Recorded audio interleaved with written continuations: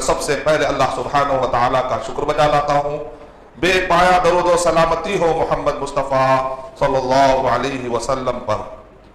جس ٹاپک پر میں آپ کے سامنے خطبہ جمعہ پیش کرنے جا رہا ہوں، عنوان ہے دہشت گردی کے خاتمے کے لیے اسلام کی 10 تعلیمات اور تدبیریں۔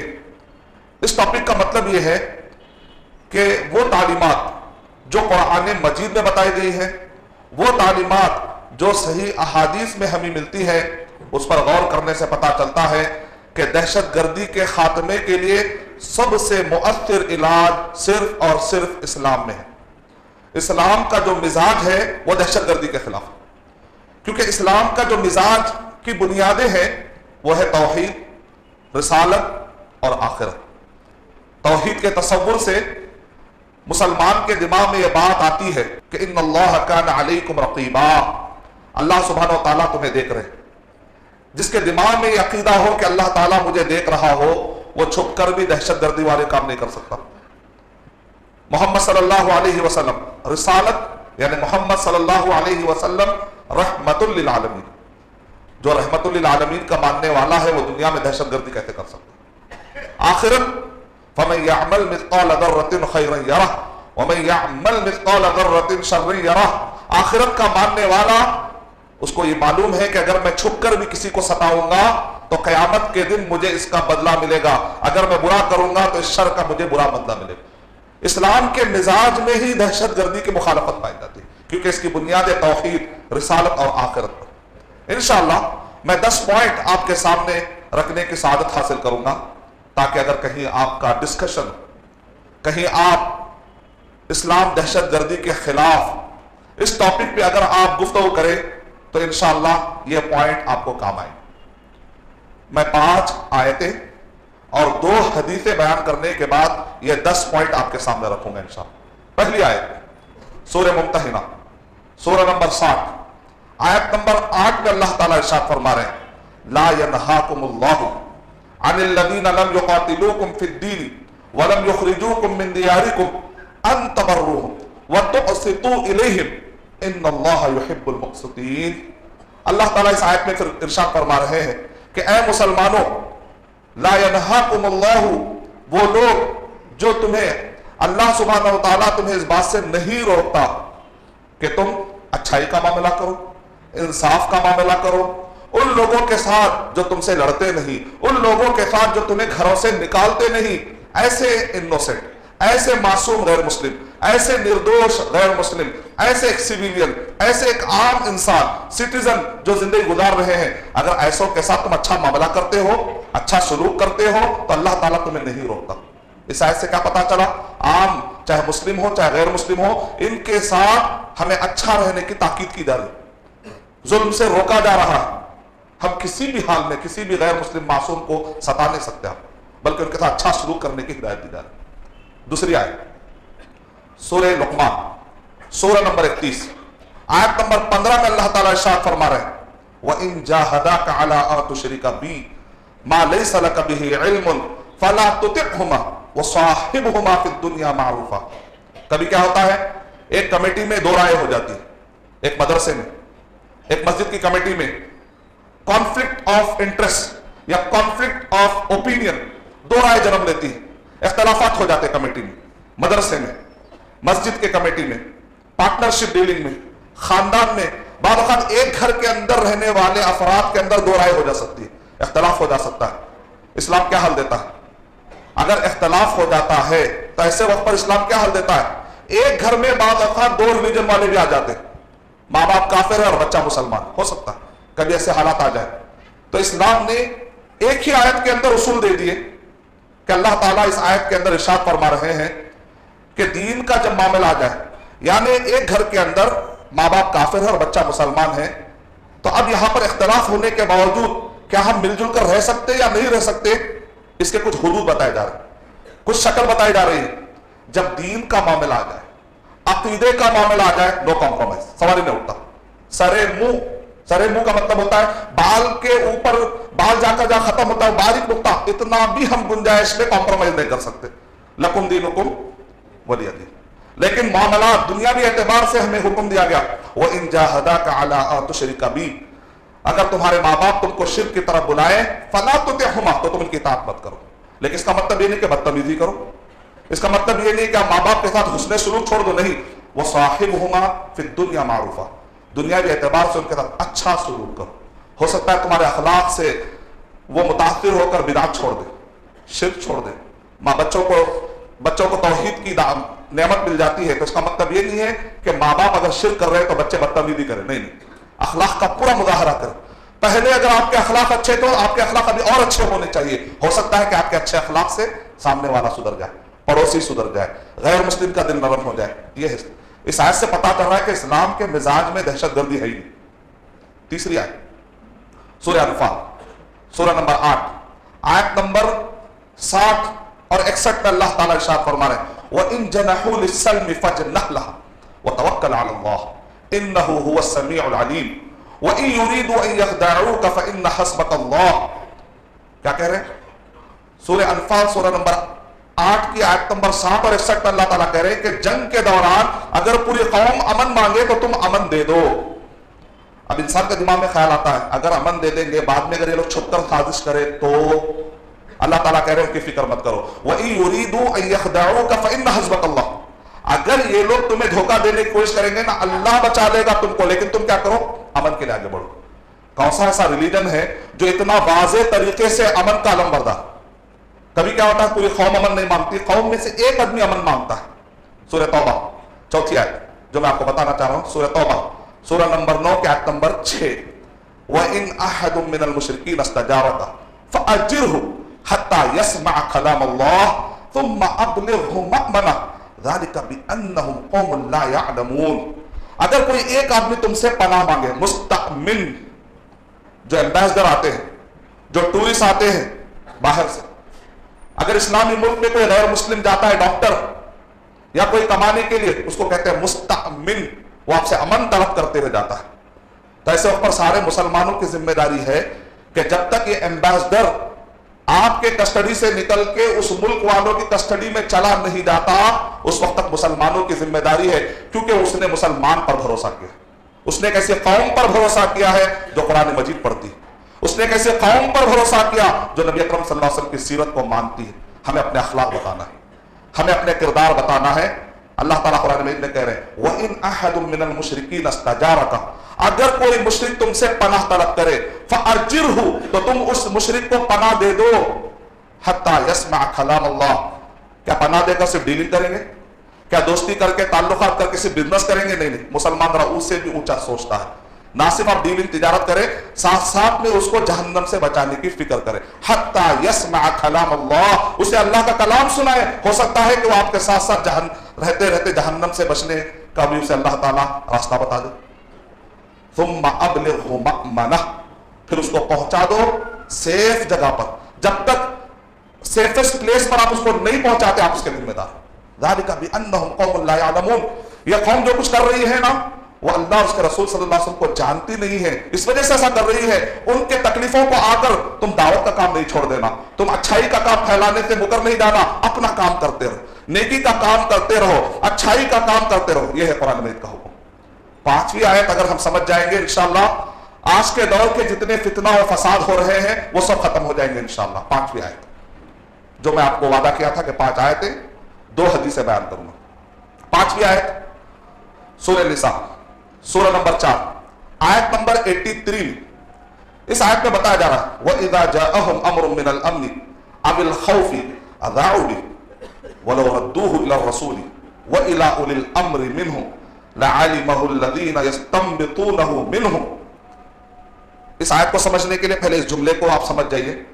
انفرادی رائے، منفرد اکیلا آدمی اجتماعی مسئلوں میں گفتگو نہ کرے. اجتماعی مسائل میں انفرادی رائے قائم کرنے سے بچنا چاہیے. مطلب کیا ہے؟ ایک ہوتا ہے آدمی اپنے ذات کے لیے فیصلے لیتا ہے، اس کا وہ خود ذمہ دار. لیکن ایک ہوتا ہے قوم کے مسئلے، سوسائٹی لیول کے مسئلے، سوشل لیول کے ایشوز، بڑی بڑی بابری مسجد کا مسئلہ، سیریا کے مسائل، بڑے بڑے مسائل، گھمبیر مسائل. آج کل ہمارے نوجوانوں کو ہم دیکھتے ہیں فیس بک پر اکاؤنٹس کھلے ہوئے ہیں، اکیلا آدمی بیٹھتا ہے، دھڑ اپنے رائے دے رہا ہے. کیونکہ وہ کہہ رہا ہے میرا سیمسنگ ہے، میری مرضی. بھائی سیمسنگ آپ کا ہے لیکن آپ اسلام کی بات کر رہے ہیں تو اصول تو قرآن و سنت کا چلے گا نا، آپ کا اپنی عقل تو نہیں چلے گی. اگر آپ اصلاح کے لیے کچھ کرنا چاہتے ہیں تو علماء کی نگرانی میں کرنا پڑے. نوجوان بچے اپنے ہاتھ میں قانون کو لے نہیں سکتے. نوجوان بچے منفرد اگر عالم بھی کیوں نہ ہو، منفرد اکیلا وہ عالم بھی کیوں نہ ہو، اپنی رائے امت کے بارے میں دینے سے پرہیز کرے. ایک ٹیم بنائی جائے، ٹیم آف علماء، ٹیم آف انٹلیکچوئلز، مسجدوں کے ذمہ دار، کمیٹیوں کے ذمہ دار، دعویٰ سینٹروں کے ذمہ دار، اسکول، اکانومسٹ، ہر فیلڈ کے ذمہ دار علماء کی نگرانی، جید علماء کرام کی نگرانی میں فیصلہ کرے اور اجتماعی مسئلوں میں گفتگو ہو تو بہتر. اس سے کیا ہوگا؟ فتنے فساد رک جائیں گے. ورنہ ہر ایک کے ہاتھ میں جتنے موبائل ہے اتنی رائے آ جائے گی پھر، اور نتیجے میں کیا ہو جائے گا؟ بندر باٹ کا قصہ ہو جائے گا، مسئلہ حل نہیں ہوگا، فساد پہ فساد ہو سکتا ہے. اجتماعی مسئلے آتے ہیں، افواہ آتی ہے فارورڈ مت کریے. واٹس ایپ، فیس بک، فارورڈ مت کریے. افواہ آتی ہے، جھوٹی خبر، جھوٹی حدیثیں، من گھڑت واقعات، خرافات، ذری بھی کوئی چیز اچنبھی نظر آئی فوراً فارورڈ کا بٹن مت دبائیے. ایک بٹن اگر آپ کا دب گیا، اگر وہ جذباتی خبر آگے نکل گئی اور کسی جذباتی نوجوان نے وہ جذباتی خبر پڑھ لی، وہ بھڑک گیا، جا کر اس نے کوئی غیر ذمہ داری والا عمل کر دیا، یہ بٹن دبانے والے کو اس قتل کا گناہ لگ سکتا ہے. اللہ حفاظت. قیامت کے دن حشر کے میدان میں وہ کسی بے قصور کے قتل کے گناہ کو اپنے سر میں لے کر اٹھ سکتا ہے. قیامت کے دن قاتل کے ہاتھ میں مقتول کی گردن ہوگی. قاتل جب اٹھے گا قیامت کے دن تو مقتول کا سر اس کے ہاتھ میں ہوگا. اللہ نہ کرے یہ ہمارے بٹن دبانے کے درمیان کہیں کوئی ایسا میسج فارورڈ نہ ہو جائے کہ کسی معصوم عورت کا یا بچے کا یا کسی کا قتل نہ ہو جائے. یہ کوئی معمولی بات نہیں. نوجوانوں سے گزارش یہ ہے کہ اگر آپ کو کھیلنے کا موڈ ہے تو فٹ بال لیجیے اور میدانوں میں جا کر کھیلیے. کھیلنے کی عمر ہے. امت مسلمہ کے خون سے کھیلنے کی عادت اچھی نہیں. بچے ہو، باتیں بڑے بڑے باتیں نہیں کرنی چاہیے. علماء کرام موجود ہیں، 50 سال 60 سال ہم سے بھی بڑے، ہمارے اساتذہ ہم سے بھی بڑے علماء کرام موجود ہیں. ہم طلبا نہیں، ہم سے بھی بڑے بڑے علماء کرام. بڑے علماء کے پاس کیا ہوتا ہے؟ سوجھ بوجھ ہوتی ہے، علم ہوتا ہے، عمر ہوتی ہے، تجربہ ہوتا ہے. ایک تابعی آئے اور آ کر وہ فاسٹ فتوے دینے لگے. ایک صحابی نے کہا رکو کیا کر رہے ہو؟ ہم جب مسئلے آتے ہیں تو عمر رضی اللہ تعالیٰ عنہ اہل بدر کو جمع کرتے تھے، جمع کرنے کے بعد مسئلے کا حل لیتے تھے، تب جا کر فیصلہ کرتے تھے، اور تم آ کر جلدی جلدی فیصلے لے رہے ہو. اللہ تعالیٰ ہم مسلمانوں کے روش کو سیدھا کر دے.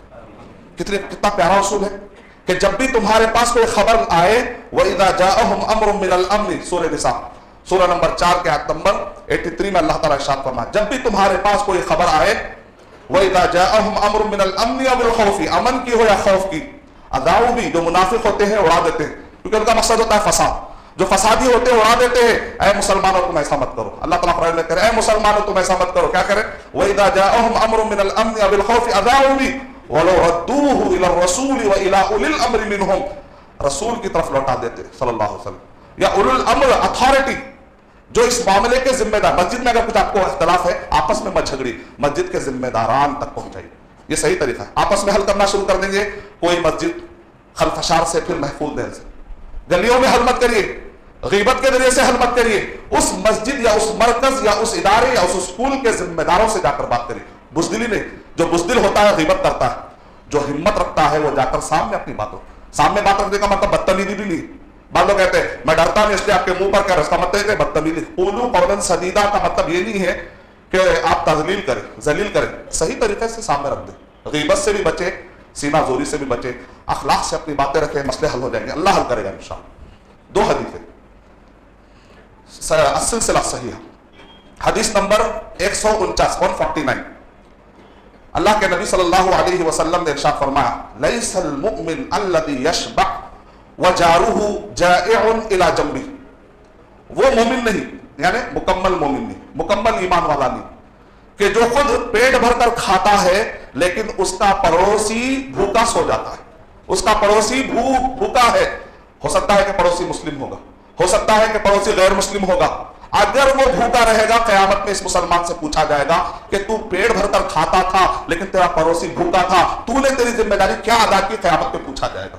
اس کا مطلب اسلام मासूमों को सताने की इजाजत नहीं देता, बल्कि मासूमों का ख्याल करने का हुक्म देता है। सही मुस्लिम हदीस नंबर 46, ला यदखुलुल जन्नता मन ला यअमन जारुहु बवाइक़ह, वो जन्नत में दाखिल नहीं होगा जिसका पड़ोसी उसके तकलीफों से मामून नहीं होता, पड़ोसी उसके तकलीफों से महफूज नहीं होता, ऐसा आदमी जन्नत में दाखिल नहीं होगा। आज लोग जब पार्टी होती है और जब खुशी का मौका होता है बाजे बजाते हैं, अल्लाह को भी नाखुश, और हो सकता है कि किसी को नींद की जरूरत होगी, किसी को कोई सो रहा होगा, उसको परेशान कर रहे हैं। अल्लाह की बात फरमाए। 10 पॉइंट मैं आपके सामने रखता हूं। पहला पॉइंट यह है तहरीम में फसाद, वल्लाहु ला युहिब्बुल फसाद, अल्लाह सुब्हानहु व तआला फसाद को पसंद नहीं करते।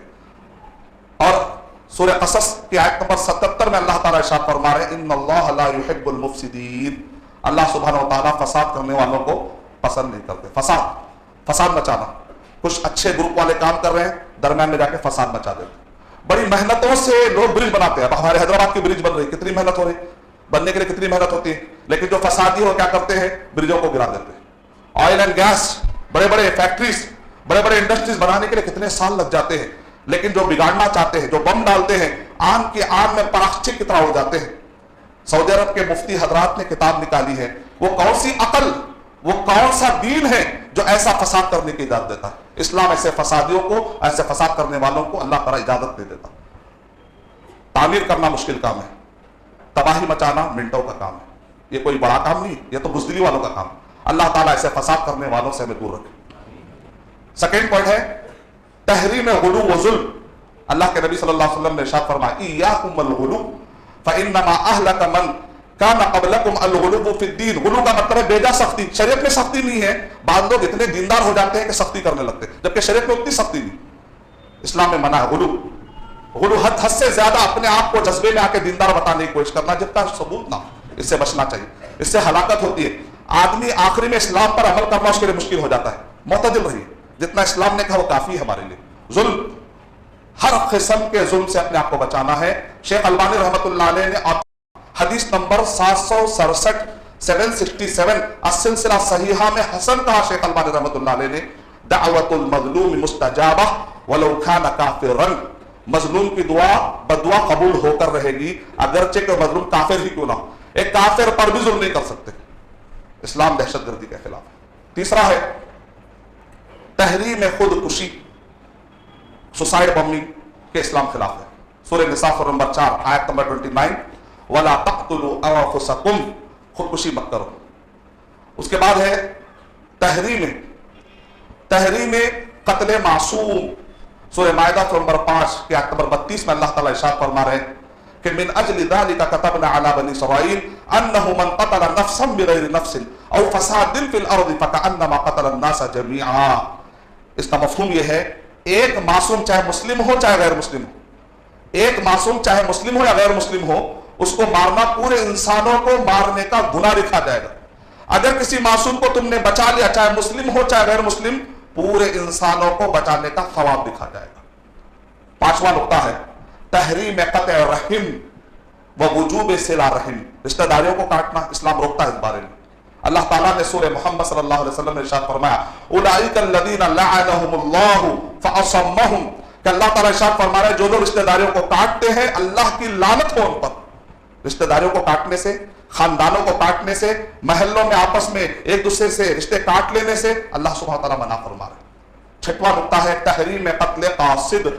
जो एम्बेसडर आता है, नबी अकरम सल्लल्लाहु अलैहि वसल्लम के पास एक शख्स आया, मुसैलमा कज़्ज़ाब नामी आदमी के पास से आकर कहा कि मैं एम्बेसडर हूं, और आकर उसने बदतमीजी की।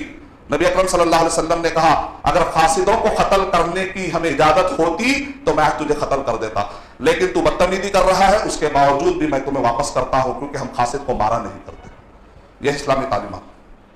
सातवां नुक्ता है तहरीम हसद, तकब्बुर, गज़ब और शहवत।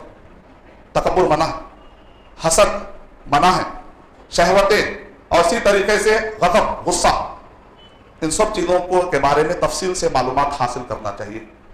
उसके बाद है आठवां नुक्ता तहरीम गीबत, चुगलखोरी। جو اسلام غیبت کو حرام قرار دیتا. غیبت کا مطلب ایک آدمی کے اندر برائی ہے لیکن آپ اس کے سامنے ذکر نہیں کرتے, پیٹھ پیچھے برائی کرتے. اسلام پیٹھ پیچھے کسی کی برائی کو پسند نہیں کرتا. کیا وہ اسلام کسی معصوم کو قتل کرنے کی اجازت دے سکتا ہے؟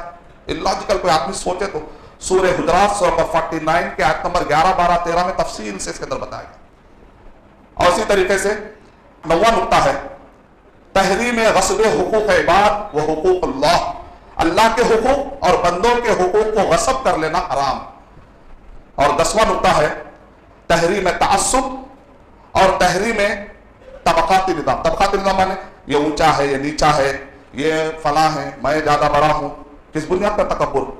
اللہ چہروں کی بنیاد پر, ناک کی بنیاد پر, خوبصورتی کی بنیاد پر تم کو نہیں چاہتے, تقوی کی بنیاد پر چاہتے. ان اکرمکم عند اللہ اتقاکم. کیسی حدیث ہے؟ ابن تیمیہ رحمۃ اللہ علیہ نے اس کو آتھینٹک کہا. اسلام آ جانے کے بعد اب کوئی کسی کو گرا کر نہ دیکھے, تب کیا اللہ کے بندے. کوئی اگر کسی کو گرا کے دیکھتا ہے سمجھتا ہے نیچے اور میں بہت اونچی ذات کا ہوں. یہ کیا وہ ہے جعلان. جعلان کہتے ہیں خنافس, ایک گندا کیڑا ہے جو سانس لیتا ہے تو وہ گندگی باہر نکالتا ہے, اس سے گندی بو آتی ہے کیڑے سے.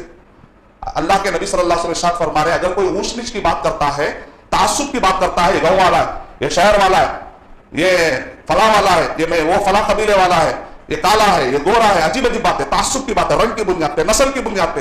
اللہ کے نبی صلی اللہ علیہ وسلم نے ارشاد فرمایا وہ گندا کیڑا جو اپنے ناک سے گندگی نکالتا ہے اس سے بھی بدتر ہے اللہ کے پاس یاد. ایک حدیث سنا کر میں اپنی بات ختم کرتا ہوں. آج کل کے حالات دیکھ کر لوگ تڑپ جاتے ہیں بھائی علماء کرام زمانے کیوں نہیں کھول رہے. اس وجہ سے ہم نوجوان جو ہے فیس بک پر اس وجہ سے ہم آوازیں کھول رہے کیونکہ علماء نہیں کہہ رہے. اور نوجوان کیا کرتے ہیں, کیا اسپرنگ آف اسلام, نعوذ باللہ, اسپرنگ آف اسلام کے نام پر کئی ملکوں کے اندر آج جذباتی لوگوں نے بھڑکا دیا. کوئی بیک اپ پلان نہیں, بھڑکا دیا. حاکم نے آ کر جب سیریا کے اندر بمباری کی, وہ جو لیڈر ہے وہ تو نظر نہیں آ رہے, جو فیس بک پہ بیٹھ کر جذبات میں لائے وہ تو نظر نہیں آ رہے, معصوم عوام مر رہے, معصوم بچے مر رہے. کہاں گئے جذباتی لوگ؟ اور یہ جذباتی لوگ پھر کہہ رہے اے علماء تم کیا کر رہے ہو, یا بچے مر رہے ہو. علماء کہہ رہے تم نے بھڑکایا تھا نا, جیسی کرنی ویسی بھر رہی, اب تمہارے پاس کہاں ہے پلان؟ بھڑکا دیتے ہو. حاکم آتا ہے, تباہی مچاتا ہے, معصوم بچے مرتے ہیں. پہلے علماء کرام سے تم اگر کنسلٹ کرتے, مشورہ کرتے اور صحیح راستہ چلتے تو بہتر تھا. اور علماء کرام ایک حدیث پر عمل کرتے, وہ کیا ہے؟ وہ حدیث سنا کر میں اپنی بات ختم کر دیتا ہوں. صحیح ابی داؤد, شیخ البانی رحمۃ اللہ علیہ نے اس کو آتھینٹک کہا. حدیث نمبر 3462, 3462. آج کل کے حالات میں پڑھنا بہت ضروری. اللہ تعالیٰ, اللہ کے نبی صلی اللہ علیہ وسلم قیامت کی پیشن گوئی دیتے ہوئے کہہ رہے ہیں صلت اللہ علیکم ذلن. ایک وقت ایسا آئے گا کہ اللہ تم پر ذلت طاری کرے گا. کون؟ اللہ. کس پر؟ مسلمانوں پر. اللہ مسلمانوں پہ ذلت طاری کر رہا ہے.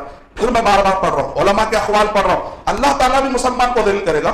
صلت اللہ علیکم ذلن لا ینزعہ. ایسی ذلت اس کو کوئی ہٹا نہیں سکتا, کائنات کا کوئی آدمی ہٹا نہیں سکتا. کب ہٹے گی؟ آگے جواب ہے حتی ترجعوا الی دینکم. جب تک کہ تم اپنے دین کی طرف نہیں لوٹو گے یہ ذلت اللہ تعالیٰ نہیں ہٹائے گا. قرآن مجید میں اللہ تعالیٰ ارشاد فرما رہے ہیں وما اصابکم من مصیبت. اللہ سبحانہ وتعالیٰ کہہ رہے ہیں جو بھی تمہیں مصیبتیں آتی ہیں نا وہ تمہارے کیے کا بدلہ ہے, تمہاری وجہ. دیکھ لیجیے توحید کے مقابلے میں آج بھی شرک کرنے والے زیادہ ہیں, سنت کے مقابلے میں آج بھی بدعت کرنے والے زیادہ ہیں, نمازیوں کے مقابلے میں آج بھی بے نمازی زیادہ ہیں, اچھے اخلاق والوں کے مقابلے میں آج بھی غیبت کرنے والے, بدکاری کرنے والے, چوری کرنے والے, لوگوں کو ستانے والے, مال کھانے والے آج بھی زیادہ ہیں. جب تک یہ گناہ ہوتے رہیں گے اللہ سبحانہ و تعالیٰ کے پاس سے مدد نہیں آئے گی. مدد آنا ہے تو پھر ہم کو اچھا ہونا پڑے گا, انشاءاللہ اللہ کی مدد آئے گی. میں اللہ تعالیٰ سے دعا کرتا ہوں کہ اللہ سبحانہ و تعالیٰ مجھے اور آپ سب کو قرآن اور سنت, قرآن اور صحیح حدیث کی طرف اسی طریقے سے لوٹ کر عمل کرنے والا بنا دے کہ جس طریقے سے نبی صلی اللہ علیہ وسلم اور صحابہ کرام نے قرآن اور صحیح حدیث کو سمجھا اور اپنایا, اس طریقے سے اللہ سبحانہ و تعالیٰ ہم اسلام پر چلنے توفیق عطا فرمائے. آمین وآخر دعوانا الحمدللہ. For authentic Islamic information, please log on to www.askislampedia.com.